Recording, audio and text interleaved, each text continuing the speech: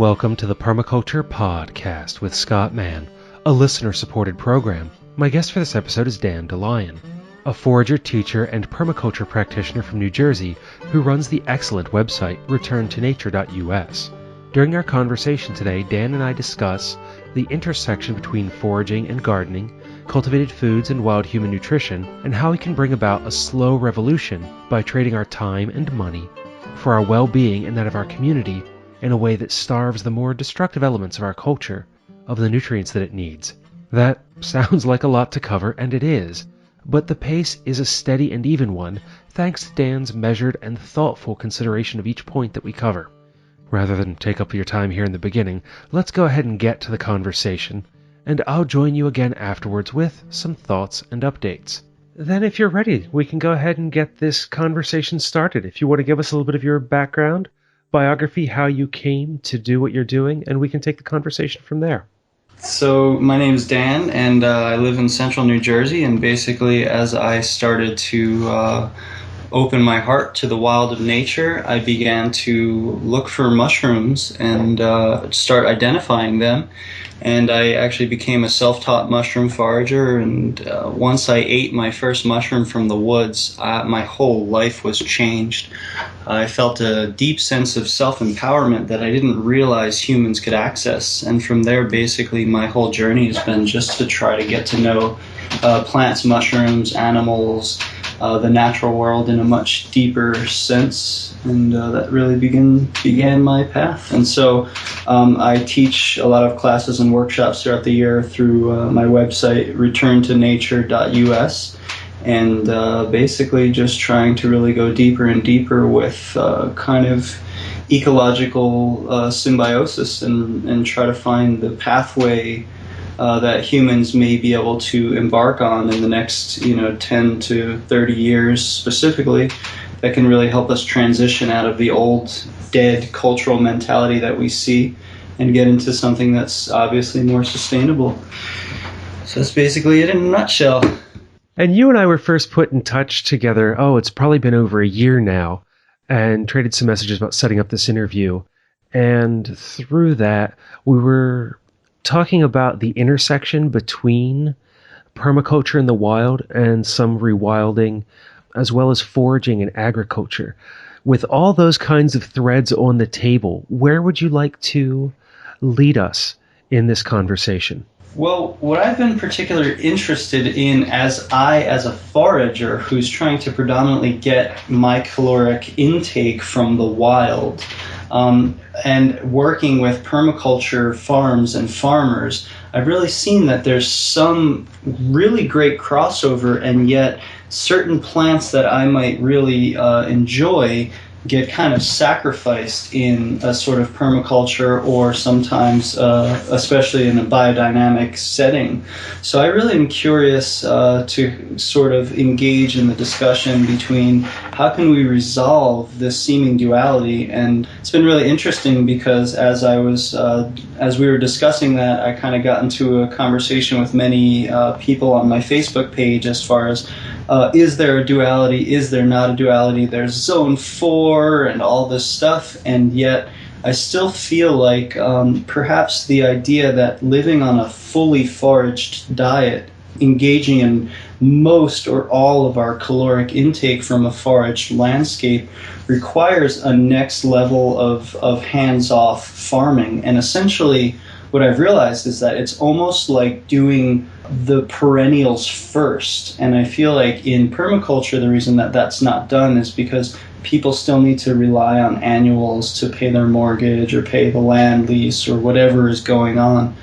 So I'd love to get into some of that. And I'm so curious about just continued conversation about these topics. What you said about annuals, when I was interviewing Bryce Ruddock, that was one of the pieces that he brought up, was the need in a permaculture system, especially one on small scale, to be productive, that we would need to ensure that we have a lot of those starchy staple crops, which oftentimes he doesn't see in permaculture designs. Even with food forests and things, there's a focus on fruit, but not, these long storing tubers or nuts like chestnuts or things like that, because of that long-term production cycle. when focusing on perennials. Do you see there being a need in the education of this kind of work to look at that long-term growth, or do you feel that foraging plays a better place to make that transition? It's an interesting question, and in a lot of ways, the concept of foraging can play a great role in that transition because the starches should be there, the calories should be there. Now, we also have kind of a damaged ecosystem, and so something like ground nuts, Apios americana, could be a beautiful staple all over the place, and yet there's not a lot of it around. So I think as we move through this place, we're going to have to really, get grounded in where's the fats coming from, where's the carbohydrates coming from. Essentially, from a survival perspective, those are the things that are hard to get. There's a lot of fruit out there. There's a lot of greens out there. I mean, you could harvest dandelions, until you turn green. But as far as getting carbohydrates and fats, these are essentially the hardest things to come by in the ecosystem, and yet do require an initial investment. So that's where I do understand the permaculture need to first sort of go towards having monetary stability, such as growing, the Mizuna lettuce or whatever, the whole, farm to restaurant style. But I do see that there's an alternative potential in there, which is basically, kind of going Johnny Appleseed on it and figuring out what sort of perennial plants can we introduce that are native, that aren't necessarily going to create a long-term, more damaging scenario in the ecosystem, and what can we do in the meantime. So actually, I'm staring out the window right now, and I'm looking at smilax. I'm sure a lot of people know those as greenbrier or catbrier, or the pricker things that cut them all up when they ambush through the woods. But there's supposedly tubers under there somewhere. And it's so funny because people are so inconvenienced by this plant, and yet there are carbohydrate sources within many of the smilax species, and yet unfortunately, I have never been able to find any of them. Even harvesting every season, I've tried just about everything, but I haven't hit it. But I can go on websites, very easily, and people are like, oh, look at these great carbohydrates, 5-6 pounds of wonderful starch. So, and then we also have like kudzu. We've got all these different starch sources. So I think, we got to get to that. What you were just talking about there with kudzu and some of these other things that are in the environment is in the interview with Katrina Blair, talking about harvesting all these greens and things that appear in our garden as something that we can kind of forage on the go from disturbed land. What do you see as the role of some of these introduced plants?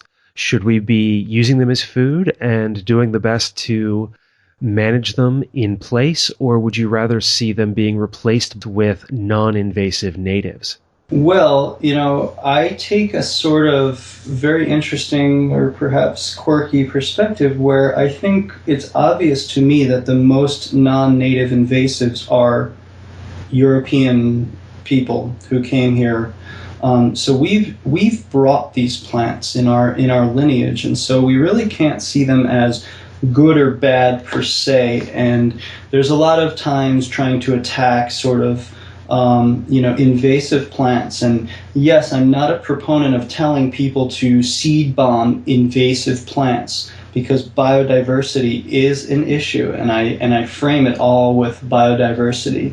Yet it's very easy to create an economy, an infrastructure based on eating invasive plants. And I think that really is just the most sane possibility that I see out of this mess, with a combination of eating as well as medicine making. And that's another angle I'd like to bring to the permaculture topic. So that said, I think there's really an interface between what it seems like. I really appreciated Michael Pollan's kind of idea that, like, hey, we think we're using plants, but actually, what if the plants are using us, And this sort of flipped a lot of thinking perspectives around. And by playing with this idea, what I've come into realization with is these plants are here to work in an interface with humans. They're actually here to work with us. And if we can really get the understanding of the ecological niche that they bring, as well as the caloric or vitamin or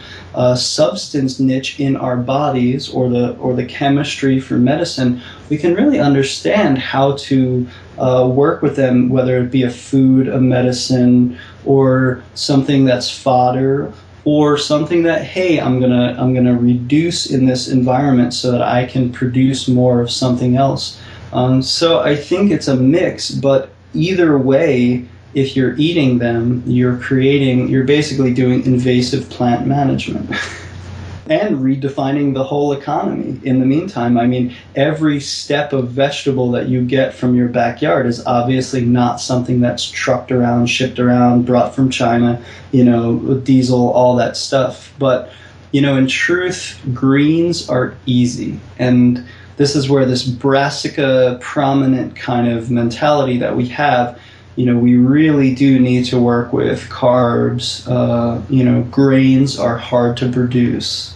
And then we're so anti-monoculture, and yet many of us still rely on those monocultured grains to get a predominance of our caloric intake. I don't know if I have the number correct, but I've heard it's something like we depend on 7 or 11 crops for the majority of our calories worldwide. Yeah, so I mean, the good thing in permaculture and foraging and sort of these rewilding, wildcrafting is we are diversifying. And that to me is the main message. By studying ecology, by studying nature, by asking the right questions, it really seems to say, oh, if you want to survive, create biodiversity. And we see this really from the ground up, from a chemical level, from a level of bacteria, from a level of species. Everything is really touting the message of biodiversity. It also sounds like, with what you were saying, that we need a better understanding of not only the natural world in order to implement something like this effectively, but also a better understanding of human needs and human nutrition. And with that, health and medicine, in order to be able to locate these foods that we need, particularly like the fats and starches, as opposed to what we normally grow, all these sugars and greens in the garden. Yeah, definitely. I feel like it's a great empowerment. Just like I was saying, as I ate my first mushroom wild out of the woods, very carefully, very, very methodically, it gives a certain sense of, it's obvious to all of us at this point that the closer we get to our food source, the more we feel very empowered. And we get this strong sense of self-empowerment, and that sort of self-reliance or human instinct kicks in. And I truly believe that really the underlying basis is that human instinct getting engaged and developed. So whether it's watching deer runs in the forest, or whether it's birding, or whether it's tracking, or whether it's learning wild plants, what we are essentially doing is doing a game of testing our intuition. There's a red-tailed hawk right outside of the window that I'm staring at right now. So testing our intuition, and then making hypotheses, and then learning more. So this is one of the great things I try to teach about awakening our senses, coming to our senses, essentially. That idea of coming to the senses and empowerment, I think about my background before I came to permaculture, and still learning through this process, is how much I felt incapable in many of the things that I did, even though I grew up as a child being taught all these different skills, how to cook, how to work wood and everything else. There came this certain point in my childhood where, when I had decided upon a career, society, my family, everybody around me pushed me in that direction of my career, that was what I should do, that should be my specialty. And as that happened, these layers of self that had been built up in me through my community got stripped away, until all I was left with was this specialty. In coming to permaculture and having these conversations with people such as yourself about wild foods and medicine and taking care of oneself, it really does reawaken this interest in the world. It feels childlike again, not only seeing the world through my children's eyes as they grow up with me, but also being reminded of how I once was, and feeling capable again to go out and to pick violets with my children and sit and eat them, to harvest roots to roast. And like, I've barely begun that process of reawakening. And for people who are just beginning on this road, if this was their first time ever hearing anything about wild foods, rewilding, and permaculture, how would you recommend someone go about rekindling this connection with nature and the world around them and finding this sense of empowerment? Yeah, well, I really love this question. And as a teacher of plants now for maybe 7, 8 years, I really get a lot of sort of time and ability to watch people and observe people's kind of cootie factors and what sort of blocks them from the engagement. And a lot of it comes really from simple ideas. I hear a lot, I'd love to learn about mushrooms, but I'm afraid of killing myself. And that just becomes preposterous, because you could learn all you can about mushrooms, but really the issue is eating them. You will not poison yourself by learning to identify a mushroom.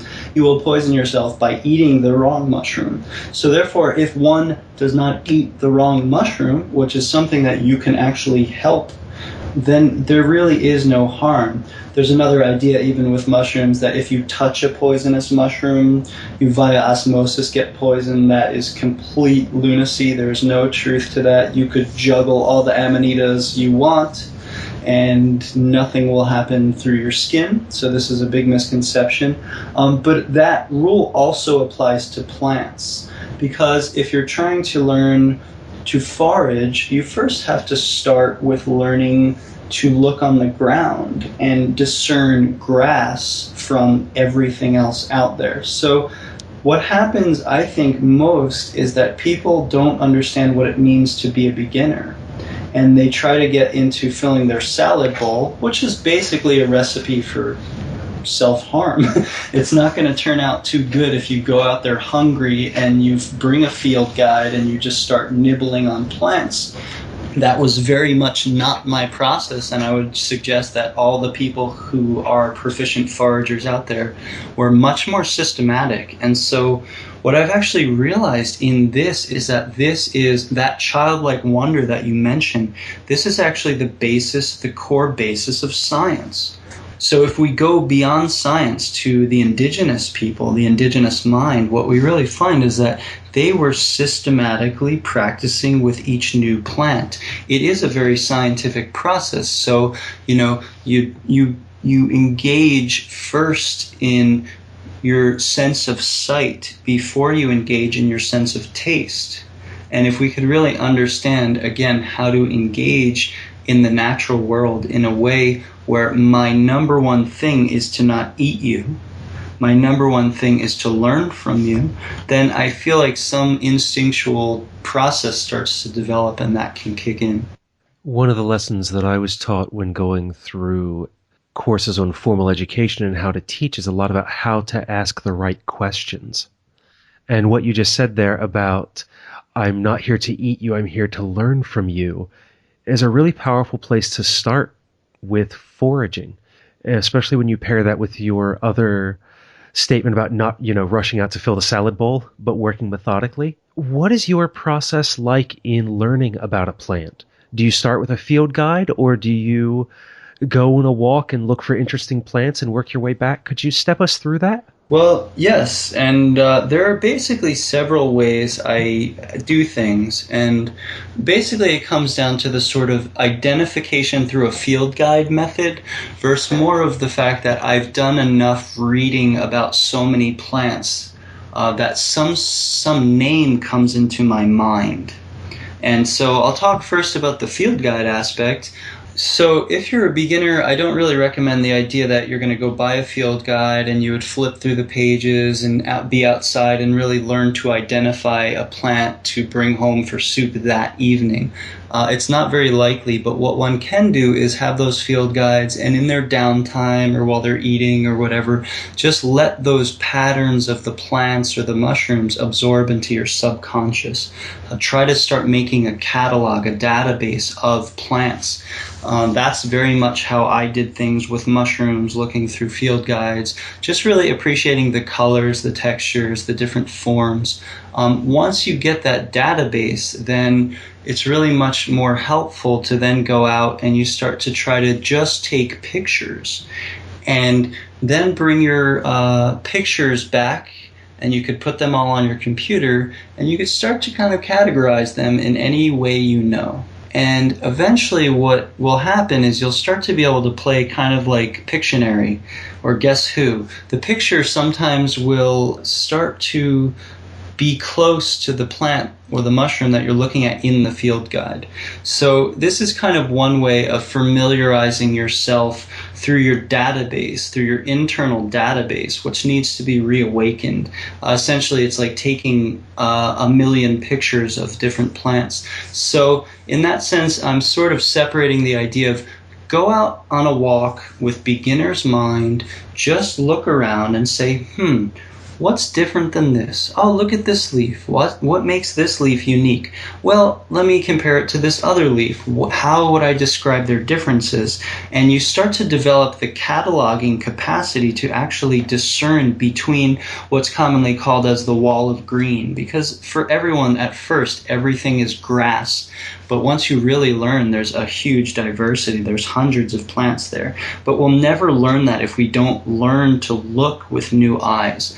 So once we develop those new eyes and we start to practice after a while, what happens in my life often is I'll be staring at a new plant and a name will come into my mind and I'll be like, that's odd. I don't even know what I'm saying.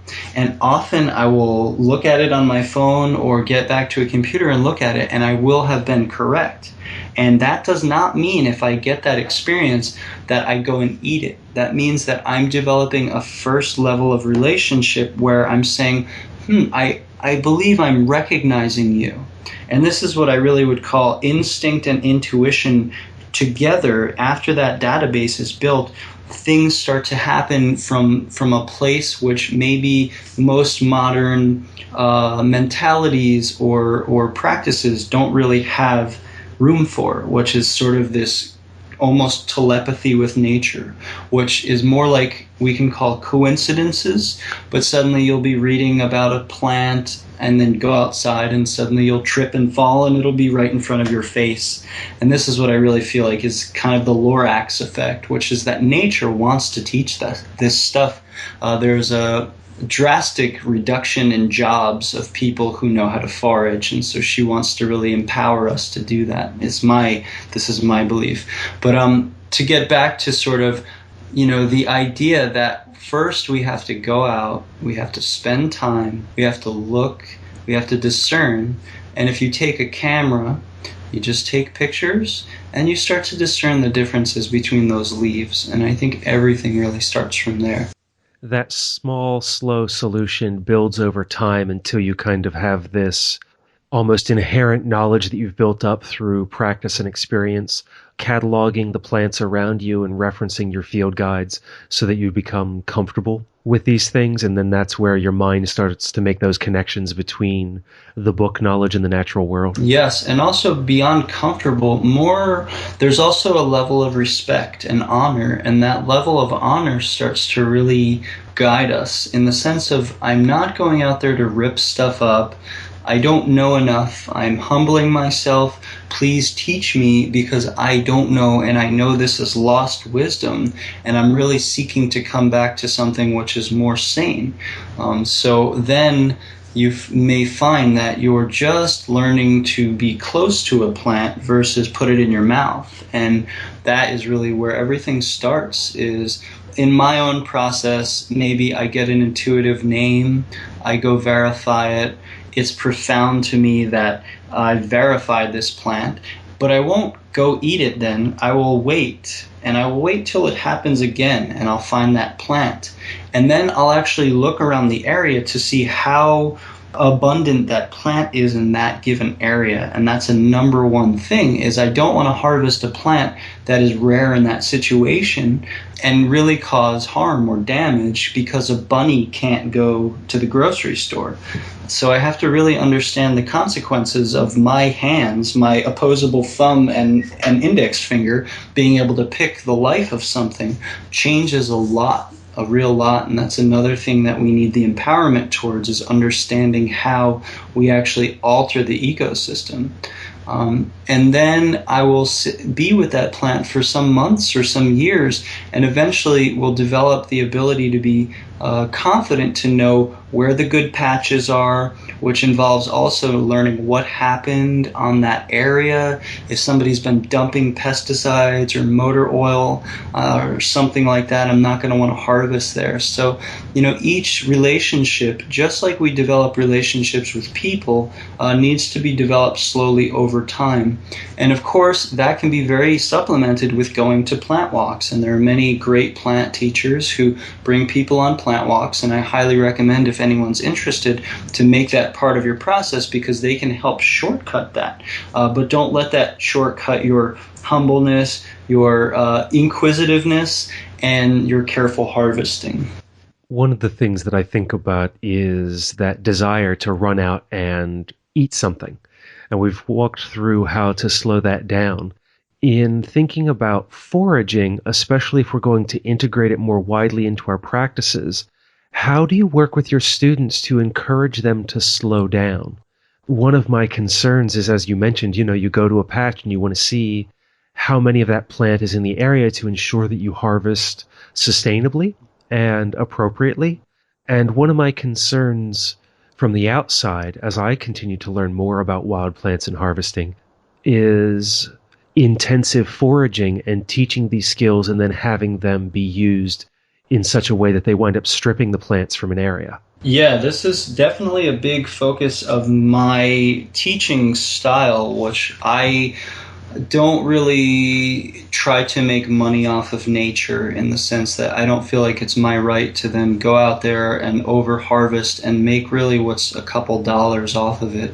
So what I'm trying to see within myself and engage is, what is my relationship to the ecosystem, and how can I give more than I take? And so that's definitely infused in all of my teaching style, is trying to understand how to make a reciprocal relationship. Because, obviously, to me, if we are going to find ourselves out of this sort of materialistic capitalist society, this paradigm that is really kind of sawing the limb we're sitting on, we're going to have to learn to give back as much or more than we're taking. And so really it's just a shift from a taking perspective to a symbiotic perspective, which really to me is the next level of kind of the game that we're playing here. How can we give something for what we've taken? And so that can take many forms, such as, if you're going to harvest from an area, providing some sort of food for the animals that will be there, or making sure that we really need it and we'll see that process through. So kind of never letting the wild food that we harvest or take from an area sit in a plastic bag in our refrigerator until we remember it a month later and it's goop. Things like that, just to really start to stimulate this idea that, wow, if I don't become a caretaker for the ecosystem, then foraging too will just become another capitalistic exploitive endeavor, and that will be like the final the final hurrah of the ecosystem, essentially. And this truly is what I feel like foraging becoming popularized needs to be mitigated too, is helping people to understand that, like, we can't just make this another crude oil endeavor. When you talk about taking food in for the animals that are there and making sure that you use what you harvest, a pair of my past guests, Ben Wise and Wilson Alvarez, talked about restoring Eden, and that when they're working in like that zone 4, to borrow from the permaculture lexicon, that they try to tend the wild, including, if they're going to be harvesting roots or tubers to replant them to spread rhizomes and things like that. Do you engage in any of that kind of activity to tend the space that you're harvesting from? Definitely. It's an essential thing for me to try to give back, as I'm saying. So the example of I was just camping in a little shack with a wood-burning stove in the winter and going on long walks and harvesting a lot of wintergreen leaves and making tea. So I basically drank a lot of wintergreen. In that, I found many berries. There are wintergreen berries, and they're delicious and tasty. And I probably ate about 10% of what I found out there, and I replanted probably about 50% of what I found out there. So just by that, I'm actually regenerating the population that I'm taking from. Also with that is I'm not stripping off all the leaves of any one plant. I'm taking one leaf from this plant, one leaf from that plant, one leaf from that plant, and that's plenty for me. So again, it's really this, if I needed to pay my mortgage on wintergreen leaves, then it would kind of force me to take more than maybe my instinct and my intuition felt, but to get my own medicine and to provide some of the medicine needs of my friends and family, the regenerative techniques are definitely possible. And this is something that I'd like to see collectively that we all can discuss as a community is what are regenerative techniques of harvesting, whether it's wild food or whether it's even kale, or lettuce. In essence, what we have commercially is that they'll harvest the head of lettuce, right? But if we develop different practices such as harvesting the lower leaves, then we can see actually as we force the plant to bolt, we can get a lot more greens from it. So little things like that are going to be a very crucial step in kind of teaching the community together how to be more regenerative. To see this interface between the managed world and the foraged world, the gardened world and the foraged world, if you will, would you see a focus on, again, to borrow from the language of permaculture, a very intense zone one kind of garden for people to grow a lot of their regular use foods from and then forage the rest? How do you envision a system like this functioning? Yeah, this is the great question. And what I really feel like is in observing nature, one of the things that I get from nature is, nature is really good at polycultures, way better than I see anybody practicing it. So it's very interesting. In essence, nature is already trying to create polycultures. So, when you plant tomatoes and the, other plants come up in that, such as purslane, that really makes a more complete meal. And so we need to really encourage that. And also, I'd like to propose kind of blending the lines, because I have a feeling that Zone 4, a lot of people don't really get there in their situations. So, for example, tomatoes, in essence, don't really like to be in say, the Northeast. It's a little difficult. They need a lot of watering. They need a lot of nurturing. They need a lot of care. However, stinging nettle doesn't care. Dandelions grow just fine. So what I think it's really going to be a matter of is starting to also trade off some of the greens that we're used to with annual harvest into sort of more perennial or at least more weedy types of plants, which tend themselves a lot better and also help the soil a lot better. Dandelions are profoundly helpful for the soil, where something like tomatoes, just to use an example, are not necessarily as helpful for that same soil. So, perhaps people can start to bring in into Zone 1 some of the things they might leave to Zone 4 and really, now I've got dandelions in my Zone 1 and stinging nettle and lamb's quarters and amaranth greens are my favorite green, one of my favorite greens out there. The seeds are very difficult to harvest, yet the greens are delicious. If someone wanted to get started, who are some of the authors or books that you would recommend for someone to first check out before going out and walking around and starting their catalog, or to take with them if they wanted to go on a plant walk? Well, great. To try to make this a concise answer, because I have like hundreds of books, but there is really some great resources out there. So most people start with like the Peterson and Audubon field guides. Those are wonderful. I highly recommend them. Newcomb's is great as well.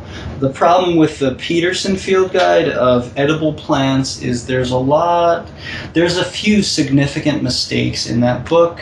So, these are things to be careful for. It's always important in these endeavors to cross-reference. That's how we'll learn the most. So having many books to cross-reference. But aside from that, there are many great modern authors, from Sam Thayer, Wildman Steve Brill, Arthur Haynes. Alita Meredith has a foraging book. And then Green Dean, eattheweeds.com. He's a great forager. He also has links, and many of us foragers have put links of different foragers in different regions so that people can find others. And the internet is also a profound resource. If you get more used to Latin, you can do a lot, because if you Google search dandelions, 10 of the plants will be dandelions, and you'll also get like a Lego toy. So you have to be kind of discerning, and this is really reduced quite well by learning some of the Latin and getting into the Latin. A lot less difficult stuff will start to pop up. And that was Sam Thayer recommended, as well as Arthur Haynes, that we cross-reference, especially when using the internet, because of the mistakes that we can find. And I think about all my years as a Boy Scout and some of the plants that I was told that are now I misidentify because they were incorrect when I was taught them years ago. Yeah, so leaves of three, let them be is kind of a familiar mantra we've all heard. And of course, I would like to replace that with something more like, here's poison ivy and here's poison oak, and let children actually learn to engage the ecosystem carefully instead of just giving them fear tactics, which eventually and essentially creates a wall, a barrier between nature and people. And this is something we really need to erode to get to this place within ourselves again of, oh, I am nature. This body is nature, and even somehow this mind and this talking being inside is nature. And this is something we have to challenge very carefully and push back. That comment about fear tactics makes me think about mushrooms, as you mentioned earlier, and all the myths that I was taught as a child that went with that, and the fear of harvesting a wild mushroom. And it was only just in the past couple of months when I'm reading about how few actual poisonous mushrooms there are in the United States that can kill you. Yes, there are some, but your actual risk from that is relatively low, as long as you know what they are. Especially if you don't eat them. Then you reduce risk to nothing. So it really is a matter of make sure that you really know what you're doing if you're going to consume anything, even if it's in the grocery store. This is the great empowerment that we're remembering. No more microwave dinners and fast food. Like, we're learning how to relocalize our food sources again. And along with that, the same rules, so to speak, apply in going to the grocery store and being able to discern what's food and what's poison, as going out in the forest and discerning what's food and what's poison. Essentially, in the grocery store, the things that will kill us there will just kill us a lot slower, versus the things that are in the ecosystem. But I love my bacon.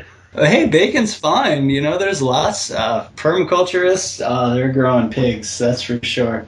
I have a family member who does pasture-raised pork, and it's some of the best ham in the world. But I think about the difference between that ham and bacon that are being raised responsibly and then smoked in an old-style smokehouse with actual wood, as opposed to going to the grocery store and buying that kind of pink-looking bacon. And I forget who said it, but it's, if your bacon looks pink in the package, it's because of all the chemicals that went into processing it. That should be kind of brown and kind of, not something that you would normally associate with bacon if you've been buying from the grocery store for years. Yeah, I mean, this is where we all have to do whatever we can to transform at least our own system, and just leave that old system dollar by dollar by dollar, and we can totally do it, and we are doing it. I have more confidence than ever, and as this, the internet just keeps spreading information, and as people keep eating real foods, that debate, that conversation of, oh, well, it's too expensive. Michael Pollan said again, you can either pay now or pay later. And I feel like we're at a great crux of realizing that, all those doctor's bills essentially comes from all the chemicals and all the problems that are in all the foods. So as we transition out of that, most people will realize that their dollars are more going into a regenerative system instead of dealing with their symptoms of illness because of the food they're eating. As this is relatively early in 2015 as we record this, just going through and doing our taxes at the end of the year, as many of us will be doing soon, and seeing all the medical components of that and how those co-pays and other pieces that go into that kind of sick care, if we were investing the money that we pay to go to the doctor in our food and in our well-being, what a difference that could make. Amen, brother. See, that was a very radical idea maybe 3 or 4 years ago, but as we really start to self-expose towards the medical system and realize that, the rates of healing aren't really that great, and the preventative care in the medical system we have is nothing. And what I really struggle with as an herbalist is really to get people into the position of, if you try to transform now, a little goes a long way. So for example, a half a teaspoon of turmeric every single day, in 40 years is going to completely drastically change the trajectory of someone who lived off a microwave their whole life. And it really is that little bit at a time, Then I still would like to touch on medicine, but you've gone to another place that, from this conversation, really is having quite an impact on me in this long-term approach that you take, that it's about spending months or even years with a plant before we make use of it, that it's that half teaspoon of turmeric every day in order to be paid back in 40 years. And that I feel sometimes that because many of us are transitioning from a fast-paced culture that, if we can't have it yesterday, we need to have it now. And you've given a very long-term perspective. And I was wondering if you could speak more about how you arrived at that place and why that has such value to you in this process. Well, number one, we have to realize, I fully see that what's going on right now is biology.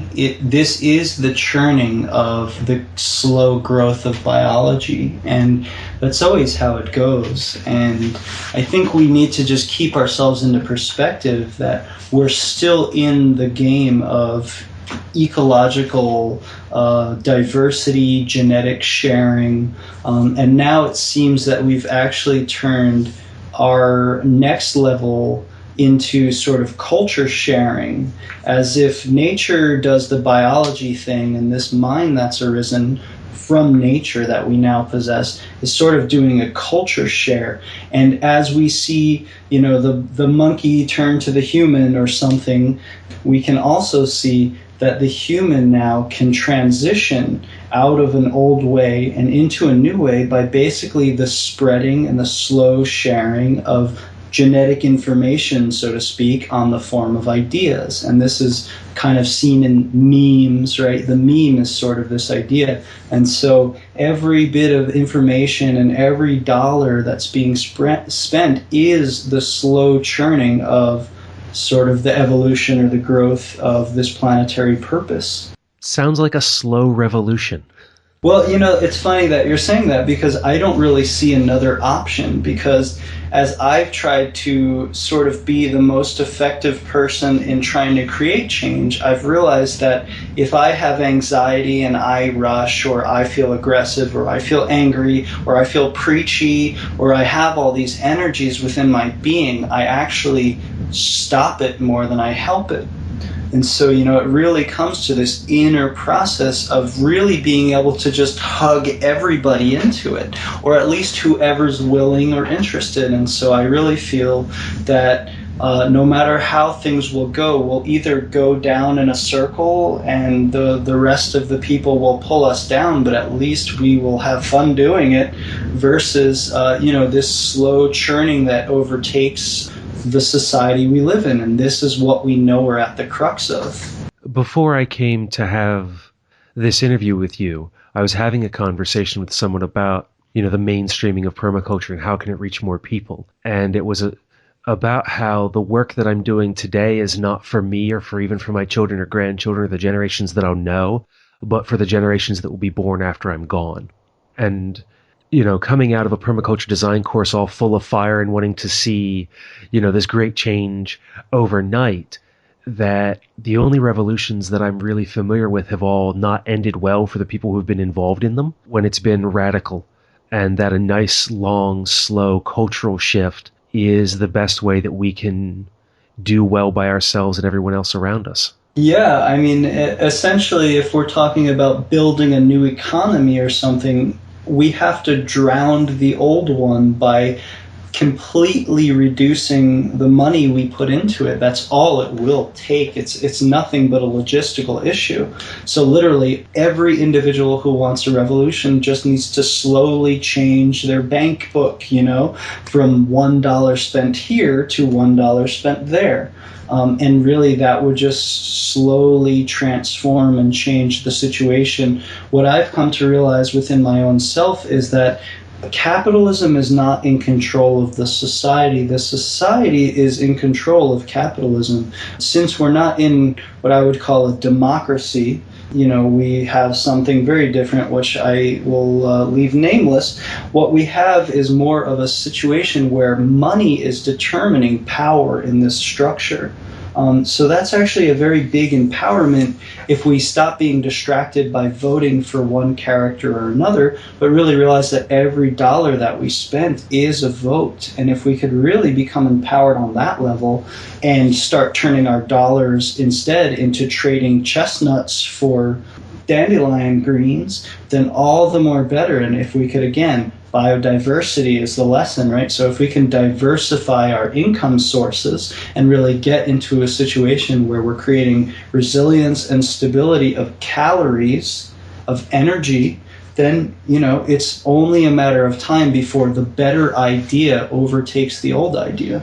Garden a little more, forage a little more, reconnect with ourselves, our community, and the natural world, and slowly kind of remove all the nutrients that the current economic system uses. Yeah, the parasitic, there's parasites, and we have to do a slow parasitic cleanse, and those parasites are in the form of ideas, oh, well, I'm hungry, I need to go here, there, all these things. It's too expensive, oh, I can't do this, I actually thought in a dream last night I was speaking with someone, and I actually uttered this kind of idea saying, the only reason it's more expensive now is because we forgot to make that normal.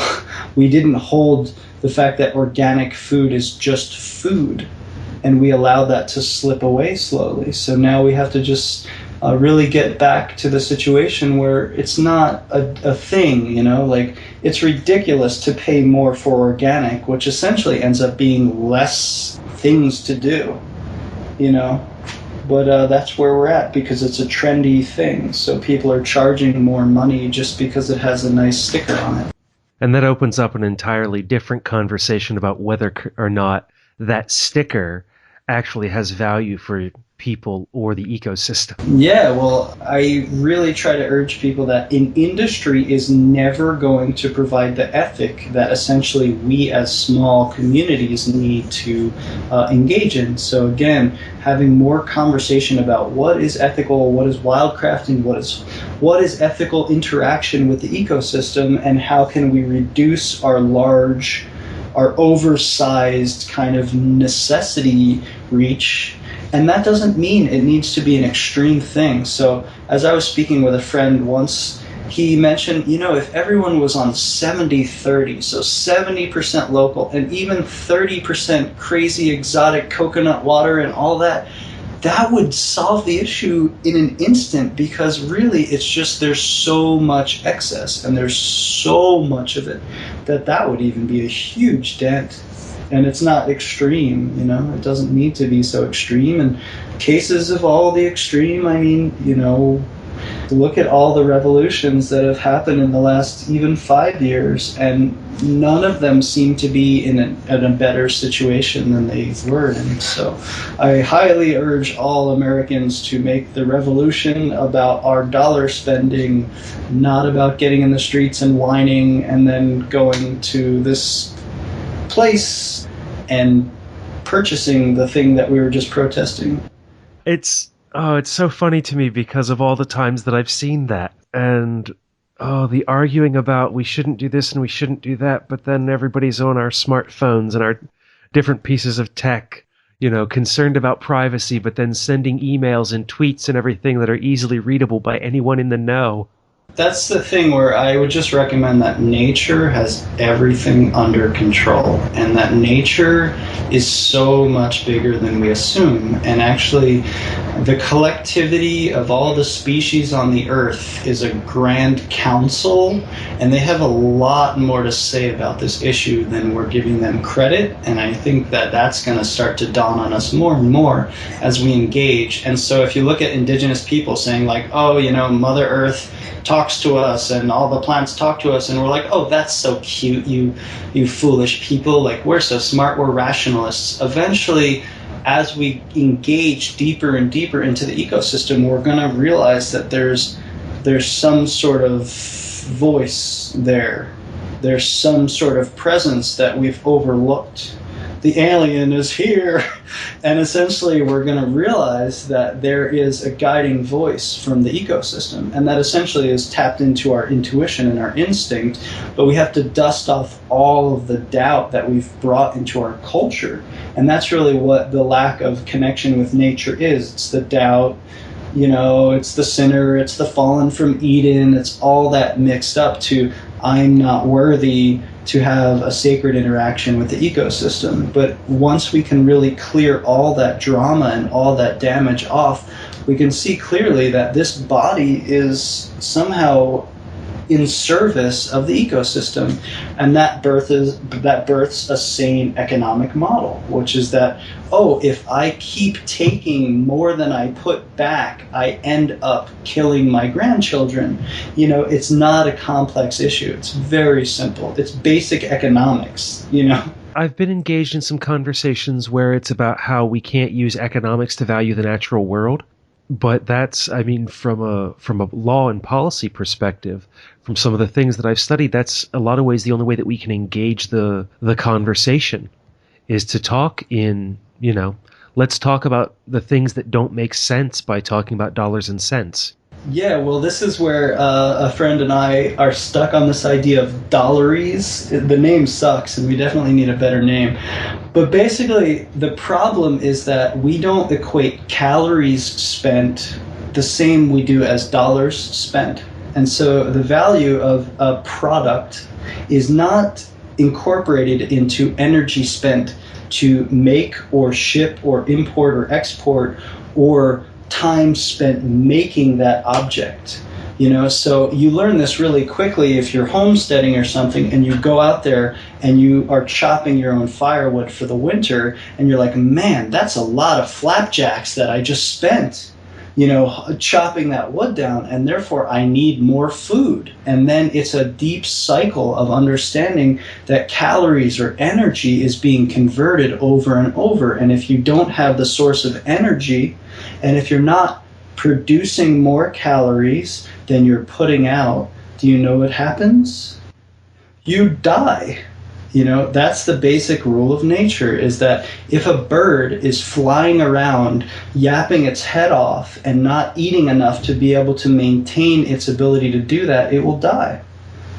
So that is the basic of economics, but we don't have a way to translate energy spent by effort into how much money it costs. And this is a big issue too with like growing your own vegetables. That's time, but don't forget to add that time into the amount of vegetables. And so that's either time you're going to spend at a job getting money to buy those vegetables, or that's time you're going to spend in your backyard. There goes your gym subscription, because now you don't need a gym subscription anymore, because now you're getting exercise. And so the conversion of time and money, if they say that time is money, that also means that money can be converted back into time.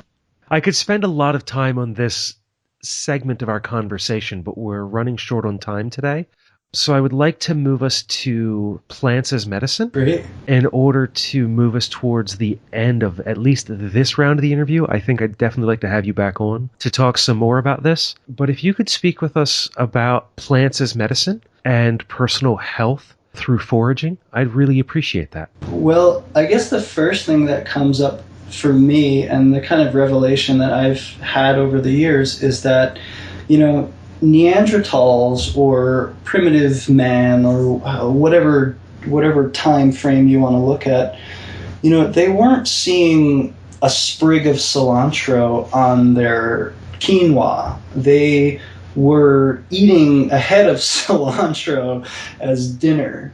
And that's what medicine is. And so over the years, what I've really tried to kind of help all of my friends, clients, students get into is the idea of getting more used to consuming more amounts of especially fresh herbs, but even dried herbs, that the taste sensation can be stretched over time like a meditative practice, and that the dosage required on herbs, if they're going to compare to pharmaceuticals, has to be very high, because plants are not disembodied as pharmaceuticals are. Plants have bodies, and that body is in the form of cellulose. It is not a refined chemical, and that's actually much better for us, because obviously plants have... So a yarrow plant has 1,000 chemicals isolated from it. And of course, it would be very silly to say that, okay, 999 of those chemicals do nothing and are just genetic junk. This one chemical is the thing that does something. Because if you notice in our history, every single time we get that mentality, we create drastic side effects or addiction. The greatest example of that is with coca. One of the greatest examples, you could chew coca leaves until you vomit green material, but you wouldn't feel high at all. If someone refined it then and they make cocaine, that becomes one of the worst drugs on the planet. The same is true for just about every synthetic chemical that we make, where the plant would just make you throw up or feel full in your belly. It has its own mechanism, which is its own body. So these are really important factors, I feel. It gives us a whole body, whole plant, holistic approach to medicine. Yeah, it sure does. And again, this kind of thing about the sentience. The plant is sentient. It has the ability to do different things for different people based on different needs. And this is even scientifically shown that when someone is engaging with a plant and has a relationship with that plant, this actually can change the chemistry of the plant, or at least help the plant rearrange the chemistry of itself. So this is, again, something that's so important, and it's maybe the concept of allies. So everybody has plant allies. We don't know why. We could say, if we want to be rationalists, we can say, oh, that's because, you as a European ancestor were in a location where dandelions were always growing. So essentially what that means is that you have more dandelion genetics built into your genome in your body than you do whatever, McDonald's, all these things. And so maybe that's why it helps activate in a different way and create receptors. We just have more receptor sites for certain plants, and that may be why they're more active for some people. Along with that is the idea that some people taste soap in cilantro, for example, because there's some sort of issue with the receptors. It's interesting, both the reductionist approach to breaking things down into individual constituents and also taking the broad knowledge that comes from our cultures and the different ways that our societies have grown over the years in relationship with different plants and different animals, and how our biosphere was our home once. But now, because we build and think of ourselves as man, as woman, as humanity, as something separate from nature, that we disconnect ourselves not only from that world, but also those stories and the knowledge that comes with it. Yeah, and then to tie that all together, though, perhaps we're becoming a new human in the sense of now we do have this global reach, and literally, if you are what you eat, and that nature is telling us that biodiversity is key, then the ability to have the deep outreach towards all these new foods and medicines is actually building a new genome from the start to the end. I mean, this is really going to transform the neurons in the body. This is going to transform how we build ourselves and next generations.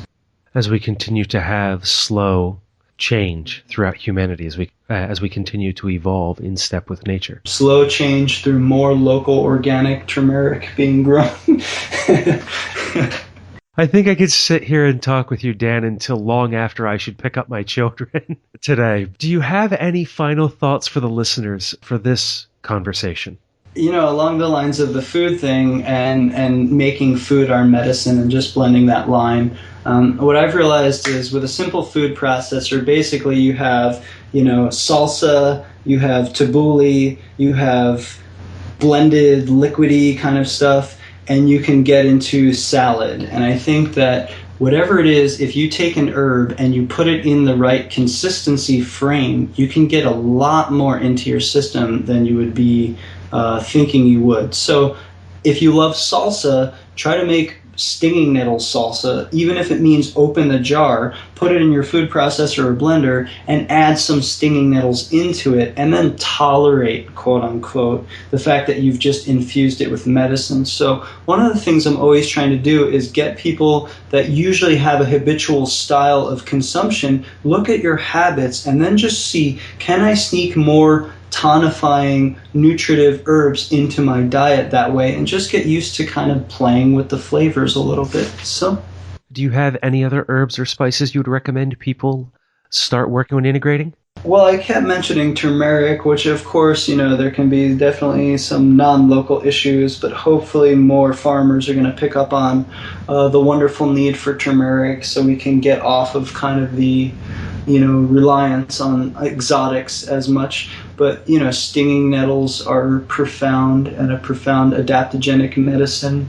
Oh boy, I mean, I love ashwagandha, I love gotu kola, I love some of the Ayurvedic herbs. But basically, a very simple thing would be to look at tonifying herbs, and any of them eat on a regular basis, try to make them food. And then there's a class of herbs called adaptogenic herbs. And these are herbs that we see that in Chinese medicine and Ayurveda, people are taking daily to tonify themselves. So I would definitely recommend at least people trying to consume nutritive herbs, dandelions, stinging nettle, all these plants, and try to get a daily adaptogen into your system. And this will really help in the long-term scale of how the body evolves over time. Well, thank you for everything that you've shared with us today. I really, really enjoyed this conversation. It was nice to sit down and have this chat after going back and forth for so long to get it set up. So thank you very much for joining me, Dan. Thank you, Scott. It's been a pleasure. Really appreciate the opportunity. And that was Dan DeLion. You can find out more about him and his work at returntonature.us. Check out his schedule of upcoming classes, and if you can get a chance, consider taking one. I really want to go and sit with him for a day and document one of his classes and get more information about what it is that he does. I was really captivated and fascinated by the conversation that we had today. One of the points that stuck with me is that we are all still members of the natural world, even as much as we may feel separated from it at times. We can use foraging and permaculture to reconnect to natural systems and cycles by shifting our time and energy away from commercial production and the consumer anesthetics that we may be tied into currently, and instead focus on nourishing traditions of food and community. Along the way, we can foster relationships with plants so that as much as we use them, they use us, to scatter seed and disturb soil. As we improve our understanding of the natural world by building up our mental database of plants, including their uses, we foster knowledge and ethics that allow us to move more intentionally through our actions, which encourages ever slower and smaller solutions. As I mentioned during the interview, permaculture and the change necessary to make a lasting difference will take lifetimes to be delivered upon and be seen by the generations that we will never meet. But we must begin today if we haven't already. I'll be reposting Matt Winter's The Gift for release this Saturday, March 7th, for folks to listen to as a reminder of the get-rich-slowly approach we should have when making design choices. And as we live more intentionally, that includes what it is we put into our bodies as food and medicine. In the resources section of this show, you will also find links to Arthur Haynes, Sam Thayer, Steve Brill, and the other field guides that Dan suggested. I'm also going to include links to the interviews I recorded with Arthur and Sam as they round out the conversation with Dan. If there's any way that I can assist you on your path, please get in touch. Call 717-827-6266. Email show@thepermaculturepodcast.com. Write The Permaculture Podcast, P.O. Box 16, Dauphin, Pennsylvania, 17018. You can also follow the show on Twitter @PermacultureCST or join in the conversations at Facebook at facebook.com/thepermaculturepodcast. During the introduction to each show, I say that this podcast is listener-supported, and it truly is. In 2015, I embraced the gift economy as a way to keep the show going, and I need your help to keep it on the air. If you would like to make a one-time donation, use the button on the podcast page at www.thepermaculturepodcast.com. If you would like to join a community of supporters making ongoing donations and see how close I am to reaching the goal of producing the show full-time, you can do that at patreon.com/permaculturepodcast. By signing up there, you can receive episodes early, as well as other subscriber-only benefits. Finally, Jen Mendez of PermiKids.com, who I will be interviewing and getting interviewed by in turn in a few weeks, has an upcoming Edge Alliance on Sunday, March 29th, 2015, from 7 to 8 p.m. Eastern. Join Jen to discuss rites of passage for young children and see how those can be used to help children transition through the various stages of childhood. Next week, I return with an interview with Stephen Barstow, author of Around the World in 80 Plants. Until then, spend each day making the world a better place by taking care of Earth, yourself, and each other.